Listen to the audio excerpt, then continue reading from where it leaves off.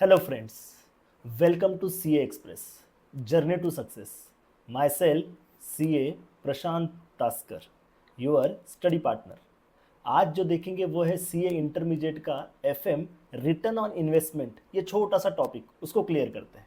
Let's start. Friends, ये है representative of equity share holders, यानी कि इक्विटी शेयर होल्डर्स का ग्रुप. उनकी इन्वेस्टमेंट होती है इक्विटी फंड या उसे कहते हैं नेटवर्थ. उसमें क्या आता है? Equity share capital plus reserves and surplus.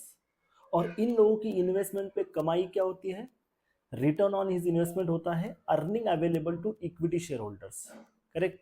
और वो कैसे आता है? वो आता है profit after tax minus preference dividend. तो फिर रिटर्न ऑन इक्विटी कैसे ढूंढते हैं? आरओई या फिर return on net worth, PAT minus preference dividend upon equity share capital plus reserves and surplus. अब ये फिर से इक्विटी शेयर होल्डर्स को रिप्रेजेंट करने वाला है, मतलब ये group of equity share holders है, बट इस बार प्लस उसके साथ साथ प्रेफरेंस शेयर्स होल्डर का भी ग्रुप ऐड हुआ है. मतलब इन दोनों के मिला के इन्वेस्टमेंट पकड़ी जाएगी. और इनकी इन्वेस्टमेंट क्या होती है कंपनी में? तो इनकी इन्वेस्टमेंट होती है शेयर होल्डर्स फंड या फिर उसे बोलते हैं प्रोप्राइटरी फंड. ठीक है. तो उसमें आएगा capital, equity capital, reserves and surplus और प्रेफरेंस कैपिटल. और इनका रिटर्न क्या होगा? इनके इन्वेस्टमेंट पे रिटर्न होगा प्रॉफिट आफ्टर टैक्स या उसे बोलते हैं नेट प्रॉफिट. ठीक है. तो इस पे रिटर्न होगा प्रॉफिट आफ्टर टैक्स. करेक्ट. अब इसका return on share holders fund कैसे आएगा या रिटर्न ऑन प्रोप्राइटरी फंड कैसे आएगा? तो profit after tax upon equity capital plus reserves and surplus and plus preference capital. अब ये फिर से इक्विटी शेयर कैपिटल का ग्रुप है, जो इक्विटी शेयर होल्डर है उनकी इन्वेस्टमेंट प्लस अगेन जो प्रेफरेंस शेयर होल्डर्स ने की है तो उनकी भी इन्वेस्टमेंट इसमें कंसिडर की जाएगी. और इस बार एक और इन्वेस्टमेंट कंसिडर की जाएगी, वो होगी लॉन्ग टर्म डेट होल्डर की. तो अब इन सबकी इन्वेस्टमेंट मिला के अब जो बिजनेस में कंपनी में इनकी इन्वेस्टमेंट चलेगी उसको क्या कहा जाएगा? उसको कहा जाएगा नेट एसेट और कैपिटल इंप्लॉयड. इसमें क्या क्या आएगा? Equity capital, reserves and surplus, preference capital, debentures और any other long term debt. और इनकी इन्वेस्टमेंट पे रिटर्न्स किसे कहेंगे?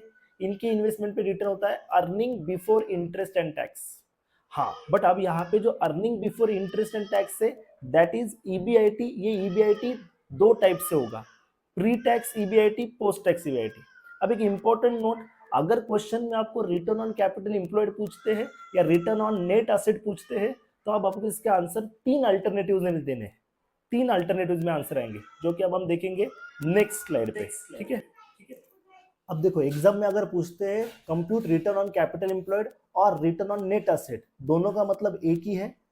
वो दोनों अगर पूछते हैं तो हमको तीन अल्टरनेटिव्स में आंसर देने हैं, तीन आंसर बताने हैं और करके. हाँ, बट अगर वो स्पेसिफिकली पूछते हैं कि प्री टैक्स रिटर्न बताओ तो एक ही देना है. और अगर पूछते हैं पोस्ट टैक्स रिटर्न बताओ तो फिर दो बताने. और कुछ नहीं बोलते प्री टैक्स पोस्ट टैक्स तो ये तीनों आंसर देने हैं. कौन कौन से? प्री टैक्स रिटर्न में ईबीआईटी अपॉन वो नेट एसेट सब कुछ आ जाएगा, capital, reserves, long term date, debenture. और पोस्ट टैक्स में दो बताने, उस पर ध्यान दो. EBIT into bracket 1 minus T, मतलब सीधा ईबीआईटी में से टैक्स के जो परसेंटेज है उतना डिडक्ट कर दिया और डिवाइडेड बाय वही equity capital, reserves and surplus, preference capital, debentures, long term debt. और दूसरा तरीका, ये मोर एक्चुअल तरीका है या बोलेंगे मोर करेक्ट तरीका है, पैट प्लस इंटरेस्ट. इसमें एक्चुअल टैक्स डिडक्ट होता है. तो PAT plus interest divide by वही equity capital, reserves and surplus, preference capital, debenture and long term debt. ठीक है.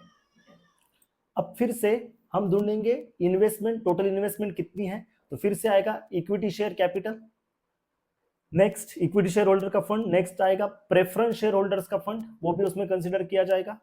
नेक्स्ट उसमें आएगा लॉन्ग टर्म डेट, जो लॉन्ग टर्म बोरोइंग से, डिबेंचर होल्डर से, अदर बैंक लोन वगैरह है तो वो भी आ जाएंगे. और इस बार एक आएगा all current liabilities. Current liabilities भी इन्वेस्टमेंट में पकड़ी जाएगी. तो अब इसे कहा जाएगा total asset, return on total asset, जिसमें सब कुछ आएगा, capital, reserves, long term debt और करंट लायबिलिटीज आल्सो.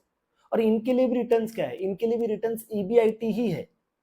तो इसमें भी दो आएंगे, pre tax return and post tax return. इसको भी सॉल्व करने का तरीका वही है कि इसको 3 अल्टरनेटिव्स में सॉल्व करना है। अगर क्वेश्चन में कुछ नहीं कहा है तो 3 बार आंसर देना है। सिर्फ डिनोमिनेटर में लिखना है टोटल असेट्स, ऊपर तो वही आएगा ईबीआईटी, और डिनोमिनेटर में आएगा टोटल असेट।